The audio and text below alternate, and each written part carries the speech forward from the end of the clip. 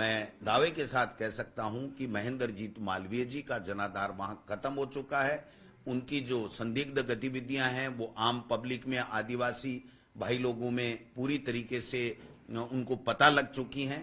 इसलिए आने वाले समय में वो ना एमपी बन पाएंगे, न एमएलए बन पाएंगे, न जिला प्रमुख बन पाएंगे। इनका आचरण काफी वर्षों से संदिग्ध रहा है, लेकिन फिर भी पार्टी ने ये सोच करके कि आदिवासी नेता है और कांग्रेस की पार्टी की रीति नीति में विश्वास करके और काम कर रहा है, तो इसको माफी देते हुए मौके देते रहे। लेकिन अब निश्चित रूप से इनको ये लग गया था कि इस कांग्रेस पार्टी में आपका कोई स्थान नहीं है, आपको कोई मेंबर ऑफ पार्लियामेंट की टिकट नहीं दी जा रही है। भारतीय जनता पार्टी इस प्रकार से हो गई कि ईडी, इनकम टैक्स, सीबीआई का डर दिखाओ और एक वातावरण बनाओ और एक माहौल बनाओ कि देखो कांग्रेस टूट रही है, कांग्रेस खत्म हो रही है, कांग्रेस से सब जा रहे हैं, इसलिए वोट आप हमको दे दो। मुख्यमंत्री जी ने बनते ही ये कहा था कि अब आज के बाद में कोई पेपर लीक नहीं होगा। तो 2 पेपर लीक। महेंद्रजीत मालवीय जी ने आज भारतीय जनता पार्टी ज्वाइन की। उनके बारे में मैं कहना चाहता हूं सबसे पहले तो कि ऐसे लोगों के जाने से पार्टी के ऊपर कोई प्रभाव नहीं पड़ेगा, पार्टी और ज्यादा मजबूत होगी। और पार्टी मजबूत होने की वजह यह है कि पिछली दफा जब विधानसभा के चुनाव थे तो महेंद्रजीत मालवीय जी जीते थे, बाकी के सारे लोग वहां से उस जिले में हारे थे। जब हम लोग 21 आए थे तब भी इनकी शिकायतें हुई थी कि इन्होंने दूसरे लोगों को हराया।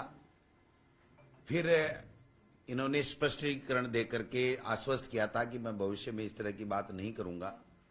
अब की बार भी इन्होंने स्वयं के अलावा सबको हराने के लिए काम किया वहां अपने जिले में और अपने संसदीय क्षेत्र में। लेकिन नीनामा जी, रमीला खड़िया जी, हमारे गोगरा जी और अर्जुन बामनिया जी वो चुनाव जीत करके आ गए और चुनाव जीतने के बाद में इनका धरातल बिल्कुल खिसक गया, इनका जनाधार खिसक गया। और पिछली दफा भी इनको 2.5 साल तक पार्टी ने इसलिए नहीं बनाया था कि पिछली दफा भी ये शिकायत थी कि इन्होंने बाकी के साथियों को हराने के लिए काम किया है। ऐसे में 2 साल बाद में इन्होंने पार्टी आलाकमान के पास जाकर के माफी मांगी थी कि मैंने ऐसा काम नहीं किया और फिर भी अगर पार्टी महसूस करती है तो मैं भविष्य में इस प्रकार की कोई गतिविधि नहीं करूंगा जिससे पार्टी को नुकसान हो। तब जाकर के 2.5 साल बाद में इनको मंत्री बनाया था। तो इनका आचरण काफी वर्षों से संदिग्ध रहा है, लेकिन फिर भी पार्टी ने ये सोच करके कि आदिवासी नेता है और कांग्रेस की पार्टी की रीति नीति में विश्वास करके और काम कर रहा है, तो इसको माफी देते हुए मौके देते रहे। लेकिन अब निश्चित रूप से इनको ये लग गया था कि इस कांग्रेस पार्टी में आपका कोई स्थान नहीं है, आपको कोई मेंबर ऑफ पार्लियामेंट की टिकट नहीं दी जा रही है। भविष्य में अपनी राजनीतिक जो उनकी विरासत है उसको समाप्त समझ रहे थे कांग्रेस पार्टी में, इसलिए उन्होंने भारतीय जनता पार्टी का दामन थामा है। जो लोग बार बार एमपी बने, जो 5 बार 4 बार एमएलए बने, विभिन्न विभागों के बार बार मंत्री बने और अपनी धर्मपत्नी को जिला प्रमुख बनाए, अपने बेटे को कांग्रेस का नेता बनाए, अपनी मर्जी से प्रधान बनाए, और वो व्यक्ति वहां बार बार कांग्रेस को नुकसान करने का काम कर रहे थे, फिर भी पार्टी उनको माफ कर रही थी और ये मान के कि आदिवासी नेता है इसलिए इनको सीडब्ल्यूसी मेंबर बनाया। और सीडब्ल्यूसी मेंबर बनाया तब भी इन्होंने कहा था कि कांग्रेस पार्टी मेरी मां है, मैं कांग्रेस पार्टी के साथ कभी गद्दारी नहीं करूंगा। लेकिन मैं समझता हूं कि अपने अस्तित्व को बचाने की कुचेष्टा में इन्होंने एक जो ये आज भारतीय जनता पार्टी की ज्वाइनिंग का काम किया है। और जब ज्वाइनिंग की समय ये कहना कि कांग्रेस पार्टी राम मंदिर में नहीं गई, उसका विरोध किया, कांग्रेस पार्टी ने कभी राम मंदिर का विरोध नहीं किया। कांग्रेस पार्टी एक ऐसी पार्टी है जिसके नेता आदरणीय राजीव गांधी जी ने सुप्रीम कोर्ट से में देकर के सबसे सहमति बनवाई थी और सुप्रीम कोर्ट के आदेश से ये राम मंदिर बना है। और उसमें कभी भी कांग्रेस पार्टी ने कभी नहीं कहा कि कोई व्यक्ति राम मंदिर में अयोध्या नहीं जाएगा। मैं समझता हूं कि ये एक बहाना बना करके उन्होंने भारतीय जनता पार्टी में गए हैं। अब मैं दावे के साथ कह सकता हूं कि महेंद्रजीत मालवीय जी का जनाधार वहां खत्म हो चुका है। उनकी जो संदिग्ध गतिविधियां हैं वो आम पब्लिक में, आदिवासी भाई लोगों में पूरी तरीके से उनको पता लग चुकी हैं। इसलिए आने वाले समय में वो ना एमपी बन पाएंगे, न एमएलए बन पाएंगे, न जिला प्रमुख बन पाएंगे। इनके जो 4-5 जो हमारे एमएलए साथी हैं वो कल परसों गहलोत जी से भी मिले थे, मेरे पास भी आए थे। उन्होंने सबने कहा, एक स्वर में कहा कि हम अलग अलग बता सकते हैं कि इस व्यक्ति ने किन किन लोगों को, हम सबको हराने के लिए किन किन लोगों को मदद की। मैं समझता हूं कि ऐसे आचरण के व्यक्ति के जाने से पार्टी को कोई नुकसान नहीं है, पार्टी और मजबूत होगी, नई लीडरशिप डेवलप होगी और हम लोग चुनाव कांग्रेस पार्टी जीतेगी। वो तो देखो मेन एजेंडा है भारतीय जनता पार्टी का, किसी के खिलाफ एजेंसियों का दबाव बनाना। और मैं समझता हूं कि अगर मालवीय जी इतने बड़े नेता होते तो दिल्ली में 3 दिन धक्के खाने के बाद में वापस इनको यहां आकर के ज्वाइनिंग क्यों करनी पड़ती? वहां पर नड्डा जी, अमित शाह जी और मोदी जी ज्वाइन करवाते। तो आप समझ सकते हो कि अब उनका समाप्त हो चुका है समय। अब नई लीडरशिप आएगी और कांग्रेस मजबूत होगी, यही मैं कहना चाहता हूं। क्या उन्होंने मंत्री रहते कुछ ऐसी गड़बड़ियों की बात? मैं इसके बारे में नहीं कह सकता। ये तो अगर भारतीय जनता पार्टी जैसे कहती है कि हम पिछले 5 सालों के कार्यकालों की जांच कराएंगे, अगर इनकी भी कराती है तो हम समझेंगे कि भारतीय जनता पार्टी की कथनी और करनी एक है। अगर नहीं कराती है, मैं तो नहीं कहता गड़बड़ की होगी, हमारी सरकार में मेरी नजर में किसी प्रकार की कोई गड़बड़ी नहीं की, पारदर्शिता के साथ में काम किए हैं। इसलिए मैं ये आरोप नहीं लगाता कि मालवीय जी ने कोई गड़बड़ की होगी। बट मैं भारतीय जनता पार्टी को ये जरूर कहना चाहता हूं कि क्या आपके विपक्ष में जब रहते हैं तो सब चोर होते हैं? और ऐसी कौन सी वॉशिंग मशीन है कि आपके पास जाते ही सारे दूध के दूल्हे और एकदम ईमानदार हो जाते हैं?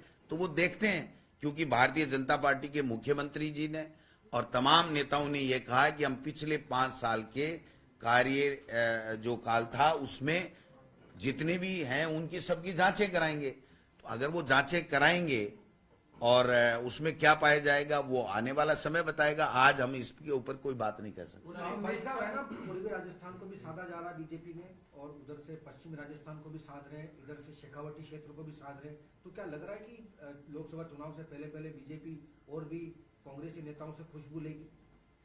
मुझे लगता है कि अब वो बीजेपी नहीं रही जो भारतीय जनता पार्टी 2 से लेकर के और आडवाणी जी के नेतृत्व में रथ यात्राएं निकाल करके जनता से वोट लेती थी और जनता का दिल जीत करके अपना जनाधार बढ़ा रही थी। अब भारतीय जनता पार्टी इस प्रकार से हो गई कि ईडी, इनकम टैक्स, सीबीआई का डर दिखाओ और एक वातावरण बनाओ और एक माहौल बनाओ कि देखो कांग्रेस टूट रही है, कांग्रेस खत्म हो रही है, कांग्रेस से सब जा रहे हैं, इसलिए वोट आप हमको दे दो। मैं समझता हूं कि केवल परसेप्शन के लिए ये काम कर रही है, वो इस परसेप्शन बनाने में कामयाब नहीं होंगे। सर एक आखिरी सवाल, मोदी जी ने कहा है कि राजनीति के लिए नहीं, मैं राष्ट्र नीति के लिए निकला हूं।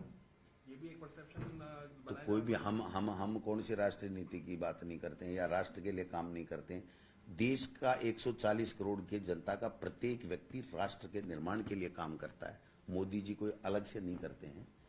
तो ये कहना, क्योंकि देश का प्रधानमंत्री राष्ट्र के लिए नहीं करे तो किसके लिए करेगा? और आप और हम भी सब राष्ट्र के लिए ही कर रहे हैं भाई साहब। राष्ट्र सबसे आगे है, राष्ट्र के बाद में ही सब चीजें, राजनीति सब चीजें आती हैं। इसलिए इसमें कोई नई बात नहीं है। ये तो 140 करोड़ लोग सब राष्ट्र के लिए काम करते हैं। अच्छा भाई साहब, जो बीजेपी में जा रहे हैं नेता वो ये कह रहे हैं कि कांग्रेस का जो पुराना विजन था, इंदिरा का विजन, राजीव का विजन, लेकिन अब वो विजन खत्म हो चुका है कांग्रेस का। इस तरीके से आरोप लगा रहे हैं वहां जाकर। वो तो उनको बेचारों को जो पढ़ाया जाता है ना कि ये बोलना, उतना ही बोलते हैं उनके खुद के विवेक से नहीं बोलते हैं। इनकी सदस्यता तो समाप्त है, लोकसभा सदस्यता तो ज्वाइन करते ही 100% समाप्त होगी। 100। ये भी बात आ रही है कि 30 से पहले और भी बड़े नेताओं की ज्वाइनिंग होगी, तो क्या ये लोकसभा चुनाव से पहले माहौल नहीं, बनाने के लिए ये काल्पनिक बात है, काल्पनिक बात है। अब ये भी एक खबर आ रही है कि भारतीय जनता पार्टी में लोकसभा चुनाव से पहले या लोकसभा की टिकटों के समय बड़ा भूकंप आएगा और भारतीय जनता पार्टी भी टूट सकती है। तो ये तो खबरें हैं, खबरें सही हैं गलत हैं कोई कुछ नहीं कह सकता, इसलिए इस तरह की खबरों का कोई आधार नहीं है। लेकिन मैं एक बात जरूर, आप जब बैठे ही हो तो मैं कहना चाहता हूं कि मुख्यमंत्री जी ने बनते ही ये कहा था कि अब आज के बाद में कोई पेपर लीक नहीं होगा। तो 2 पेपर लीक, एक तो शेखावाटी यूनिवर्सिटी में था एकेडमिक उसका ग्रेजुएशन का या पीजी का, और एक एनसीसी का अलवर के अंदर पेपर लीक हुआ है। तो 2 पेपर तो बिना प्रतियोगी परीक्षा के ही हो गए। तो प्रतियोगी परीक्षाओं के जब पेपर होंगे तो इनका क्या हाल होगा, ये देखने लायक होगा।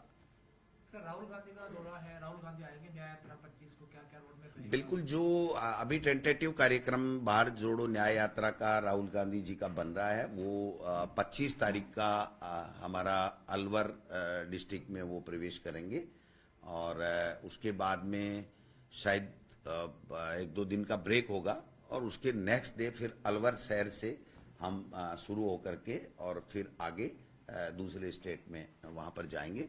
तो हम इस तैयारी के लिए 22 तारीख से मैं, रंधावा जी, टीकाराम जूली जी और तमाम हमारे वरिष्ठ सारे नेता हम लोग यहाँ से दौसा लोकसभा का कार्यक्रम करेंगे, फिर भरतपुर का करेंगे। ऐसे करते करते हम अलवर में जाएंगे और वहाँ पर व्यवस्थाओं को देखेंगे और राहुल गांधी जी का उनकी यात्रा का भारी अच्छे संख्या में लोग आएंगे और स्वागत करेंगे और जो हमारा जो फ्लैग सेरेमनी का जो कार्यक्रम होता है उसको हम लोग करेंगे। हाँ, धौलपुर, अलवर नहीं, सॉरी, धौलपुर, दौसा, भरतपुर, और हम ऐसे करके धौलपुर आएंगे। धौलपुर में 25 तारीख को उनका कार्यक्रम होगा और फिर शायद बीच में ब्रेक है कुछ दिन का और उसके बाद में हम धौलपुर शहर से कार्यक्रम शुरू होकर के और फिर दूसरे स्टेट में जाएगा। साहब, लोकसभा की क्या तैयारी है, कब तक कुछ मीटिंग होगी, पैनल वैनल कुछ हो पाएंगे? सब रेडी है साहब, बहुत संख्या में आवेदन आ रहे हैं, लोग उत्साह के साथ में, युवा लोग बाग आ रहे हैं और पूरी तरीके से एक स्क्रीनिंग कमेटी की हमारी एक बैठक हो चुकी है। बाकी भी हम लोग रोजाना डिस्कशन करते हैं, जो वरिष्ठ नेता हैं, कार्यकर्ता हैं, जो एमएलए हैं, एमएलए कैंडिडेट्स हैं, उन सब से, संगठन के लोगों से चर्चा कर रहे हैं और हम तैयार हैं। जब भी स्क्रीनिंग कमेटी हमें दोबारा बुलाएगी हम लोग जाएंगे और जब भी सीईसी होगी तब हम लोग इसको क्लियर करेंगे। क्या युवा चेहरों को हाँ, बिल्कुल बिल्कुल बिल्कुल, युवा, ये छंटनी हो रही है तो युवा तो आएंगे ही। अच्छा, प्रदेश भर में प्रदर्शन किया है कांग्रेस जी जी, हाँ जी जी इनकम टैक्स के खिलाफ। जी जी जी। देखिए, ये पहले दिन से ही एक मॉडल इनका गुजरात मॉडल है कि इनकम टैक्स, ईडी, सीबीआई से संवैधानिक संस्थाओं का दुरुपयोग करके डराओ, धमकाओ और क्रेश करो विपक्ष को। मैं समझता हूं कि ये लोकतंत्र की हत्या का प्रयास है। आप देखिए कि किस प्रकार से 2018-19 की कुछ दिन के लिए लेट, मतलब वो रिटर्न फाइल करने में देरी के कारण से 250 करोड़ का और 230 करोड़ का पता नहीं कितना पेनल्टी लगा देना और वो पेनल्टी चलते चलते चलते बाद चलते चलते और अचानक लोकसभा चुनाव के 10 दिन 20 दिन पहले जब आचार संहिता लगने वाली हो तब उनके सारे खातों को फ्रीज कर देना। मैं समझता हूं कि इससे ज्यादा गलत काम इस लोकतंत्र में हो नहीं सकता कि किसी प्रमुख विपक्षी दल, जो सबसे बड़ा दल हो, उसको पूरी तरीके से चुनाव से आउट करने के लिए साजिश रचना और एजेंसियों का दुरुपयोग करना। उसके बाबत हमने तमाम जहां भी हमारे इनकम टैक्स डिपार्टमेंट के ऑफिस थे वहां पर अच्छे तरीके से हमने प्रदर्शन किया है और लोकतंत्र को बचाने के लिए और इस तरीके के कायराना हरकत नहीं करें इसके लिए हमने ये प्रोटेस्ट किया। सर बगैर इस्तीफा दिए उन्होंने आज पार्टी ज्वाइन किया मालवीय साहब ने, तो क्या कांग्रेस पार्टी सिफारिश करेगी विधायक दल की तरफ से? वो अगर थोड़ी बहुत भी समझ है तो दे देंगे, आज नहीं देंगे तो हम कार्रवाई करके उनको सदस्यता तो उनकी जाएगी जाएगी, इसमें तो कोई दो राय हो ही नहीं सकती। वो समझदार हैं तो दे देंगे शाम तक, या दे दिया होगा, दे दिया होगा, दे दिया होगा। तबादलों का दौर चल रहा है, लेकिन कई मंत्री है कह रहे हैं कार्यकर्ता छुपे हैं, मिल नहीं रहे, तबादले नहीं हो रहे, कह तो दिया करेंगे लेकिन नहीं, आप बताओ, तबादलों के बारे में आपने पूछ लिया तो बहुत अच्छी बात है।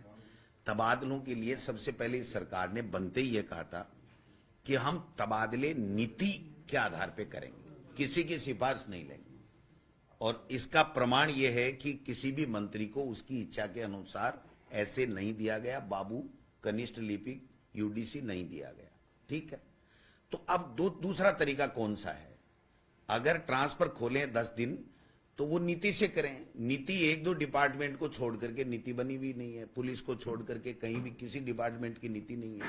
सिफारिश ये कह रहे हैं हम मानेंगे नहीं, तो सिफारिश मानेंगे नहीं और नीति बनी नहीं है तो क्या पैसे से करेंगे या फिर ब्यूरोक्रेसी पे छोड़ेंगे? दो ही काम हो सकते हैं कि पूरी तरीके से ब्यूरोक्रेसी पे छोड़ो, नेताओं को बिल्कुल इरिलीवेंट कर दो ट्रांसफर में, या तो ये तरीका है।